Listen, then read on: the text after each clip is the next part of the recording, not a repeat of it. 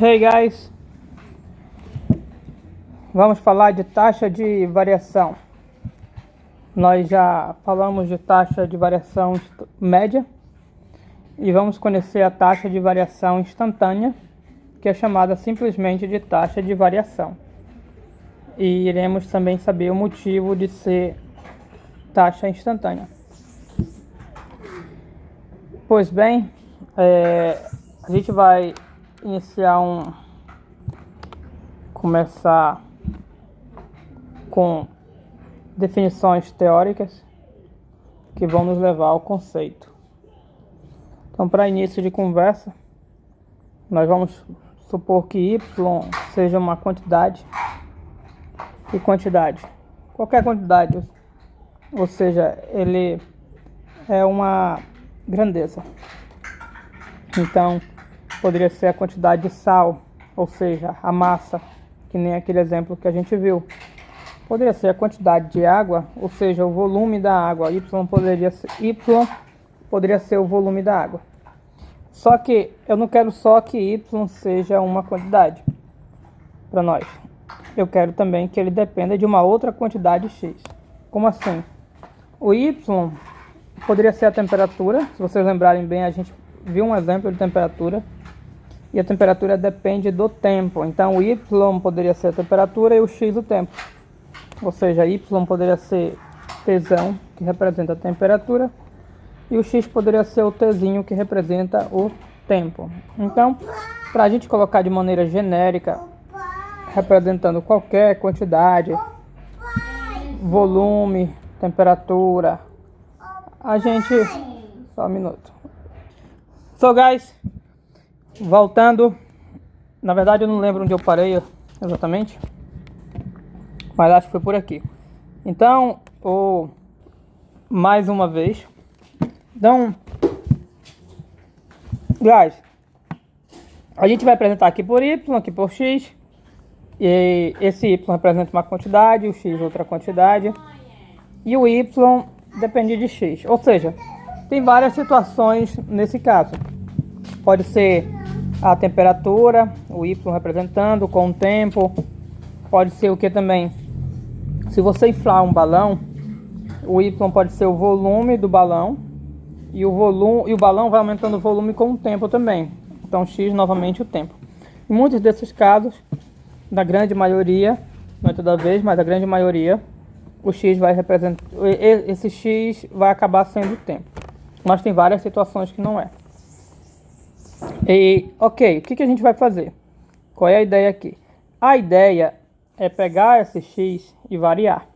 Que nem naquele caso que a gente viu do estacionamento, que a temperatura variava. Inclusive a gente fez uma análise da temperatura com o tempo variando de 3 da tarde até 5 horas da tarde, 15 às 17.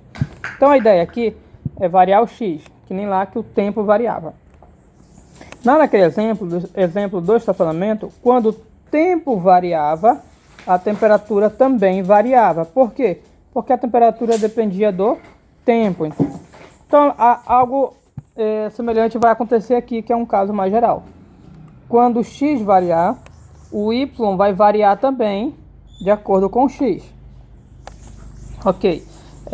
Então, a gente vai fazer isso. Aqui eu cortei trechos do livro para agilizar nossa aula. Então, como o Y depende de X, a gente já pode falar no sentido matemático que o Y é uma função de X. Aqui, ó, assim, Y é uma função de X e escrevemos assim. Essa, guys, é a simbologia. Eu vou até destacar de vermelho, ou melhor, vou dar um highlight nessa expressão. Essa simbologia que indica quando um Y é uma função de X, ou que o Y depende de X. Então, pelo fato do Y ser uma quantidade, representar uma quantidade que depende de X, nós escrevemos assim, simbolicamente. Então, só para ter um efeito, a temperatura, naquele caso, ele depende do tempo. Então eu poderia escrever assim, ó, temperatura como função do tempo. Ou seja, só para ter uma ideia. Mas muitas vezes a gente escreve assim também. Temperatura igual a função do tempo. E no lugar de usar F, usar a própria letra T de temperatura.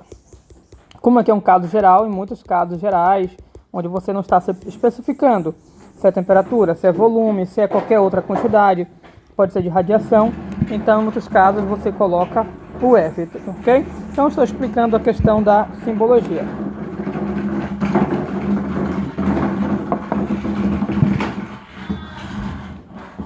Continuando, então se x variar, então já começa aqui a falar daquilo que eu falei para vocês, da ideia, nós vamos variar o x. X varia de um certo valor a um outro valor. Esses dois valores nós iremos chamar de x1 e x2. Então, se x variar de x1 a x2, x está variando. Então, quem vai variar também? O y. A pergunta é, o y vai variar de quanto a quanto? O y, perceba que ele é f de x. O y é f de x. Já não vou escrever aqui porque aqui eu vou precisar usar já. Então vou puxar uma janela. É para abrir mini, mas tudo bem. Então, o x varia de x1 a x2. O y, ele é o f de x. Isso aqui são os dados que nós temos. Ok. Quando o x assumir o valor x1, então o y passa a ser f de x1.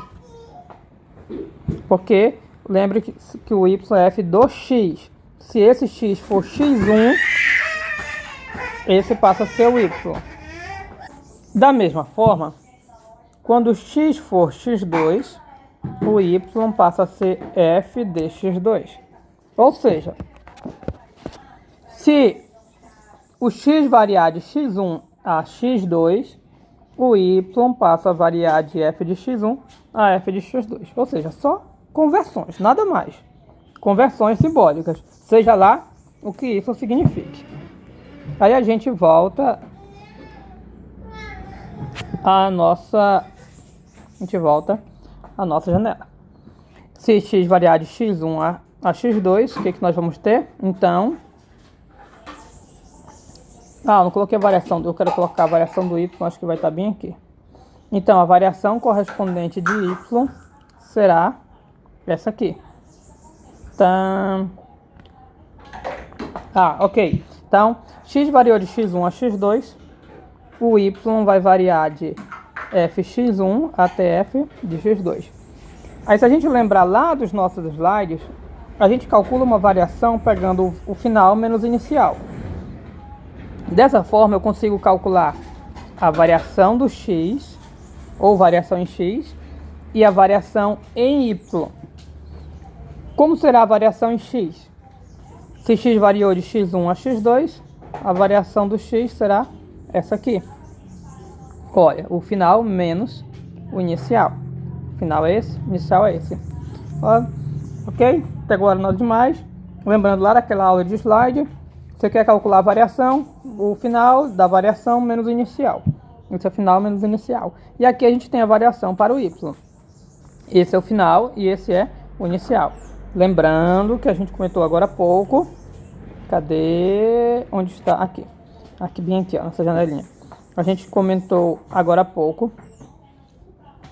que essa é a variação do y. fx2 e fx1.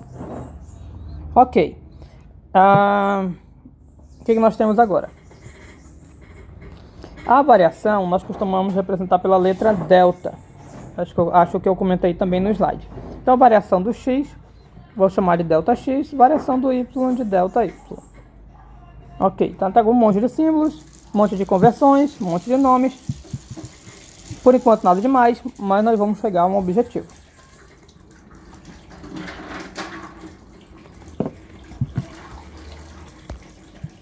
Ok, um detalhe que a variação também, quando você pega uma variável e varia até um ponto, essa variação durante esse intervalo costuma ser chamado também de incremento. Então a variação de x também é chamada de incremento. Ou seja, isso aqui é o incremento de x e esse aqui é o incremento de y. Algumas vezes, dependendo do contexto, nós vamos usar o termo variação, outras vezes o termo incremento, vai depender muito do contexto. E aí vocês vão se habituando com o tempo. Ok? O que nós temos mais? Agora a gente pode pegar o quociente desses dois incrementos, dessas duas variações. Se nós lembrarmos, lá da aula do slide, quando você pega o quociente de uma variação por outra, a gente tem o que? A taxa média. Então, eu vou pegar o quociente da variação do y em relação ao x. Como é o y que depende do x, o quociente vai ser variação do y sobre x. Que vai estar bem aqui. Então, variação do y sobre variação do x. Esse a gente chama de quociente das diferenças, ou quociente dos incrementos, ou quociente da variação. E a gente sabe, já lá da aula do slide, que isso aqui é a nossa taxa de variação média. Ok, guys? Então, isso aqui é a continha para a taxa de variação média. A variação do y é essa que nós estamos vendo aqui em cima, veio daqui. E a variação do x aqui embaixo está bem aqui, que veio daqui. Essa aqui é uma forma simbólica mais simples de escrever, às vezes ajuda. E esse aqui realmente é o que é o significado. Então, continuando. Novamente, até agora nada demais. Nomes, símbolos. Então, tudo que a gente está fazendo aqui são conversões para nós compreendermos o que vem adiante. Então, se atentar aos nomes, porque a gente vai passar a usar esses nomes. E os nomes facilitam bastante a linguagem. Ok. O que nós temos? Então, isso aqui é a taxa média. Taxa média de quê? De variação. Taxa média de variação. Ficou um branquinho aqui. Um branquinho. Taxa média de variação. De variação de quem? É de y. Então, variação de y. Lembre-se que taxa sempre é de alguma coisa em relação a outra. A taxa é do y, de y, em relação a x. Então, conforme está aqui, ó.